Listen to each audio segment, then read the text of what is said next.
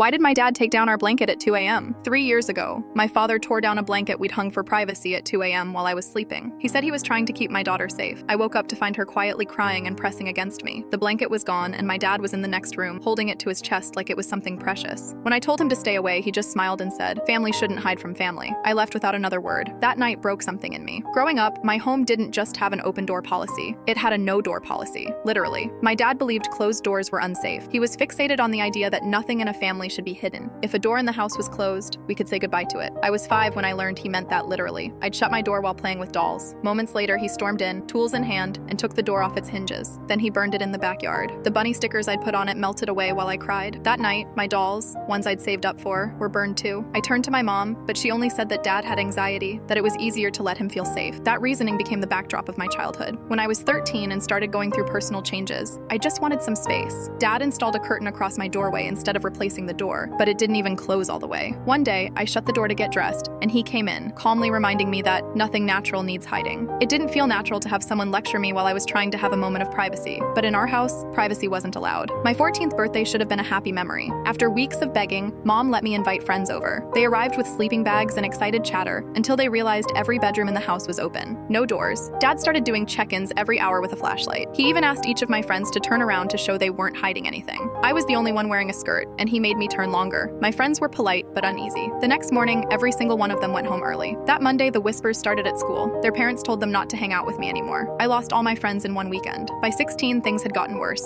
One night, I woke up suddenly. Dad had pulled my blanket off again. He said he was checking for hidden items under the mattress. I shouted and he got angry. Mom tried to help, but I heard a loud slap, then silence. The next morning, Mom had a bruise on her face. And my doorframe now held a small surveillance camera aimed into my room. I left at 17 with only a backpack. I didn't speak to either of them for 2 decades. I should have stayed gone. But one day, I brought my 12-year-old daughter to visit Mom. I made her promise to keep Dad away. She said he'd stay in his room. He didn't. At 2 a.m., my daughter pressed close to me, whispering that Grandpa had touched her hair while she slept. I bolted upright. The blanket we'd hung for privacy was gone. I rushed out and found Dad asleep in his room, holding the blanket close. Before I could say anything, Mom came out of the bathroom. She was shaking. Her arms were marked with small bruises. Through quiet sobs, she admitted how she hadn't slept properly in years. If she covered her face at night, she risked being hurt. She used the restroom only when he wasn't nearby. She even used buckets at times. When I asked her why she hadn't left, she said, "Because I still love him." That was when I realized she couldn't save herself, so I decided I'd save her. I studied legal conservatorship for months. I installed hidden cameras. I visited the house regularly and documented his behavior, removing hinges in the middle of the night, peering into rooms, insisting he was protecting us. At family events, I baited him by talking about things happening outside just to catch his reaction. He always spiraled into accusations and even got physically aggressive once. I collected everything and finally contacted Adult Protective Services. Click the full story to see what happened next.